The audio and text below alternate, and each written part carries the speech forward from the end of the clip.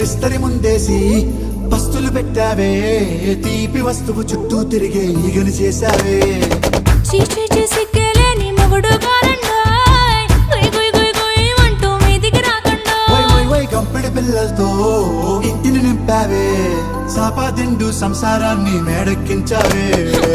ఇరుగు పొరుగు ముందు సరసాలు కెట్టి పడుకోరే కుక్కలాగా మీ వాళ్ళు, ఏం చేస్తాం ఎక్కేస్తాం ఇట్టాగే డాబాలు.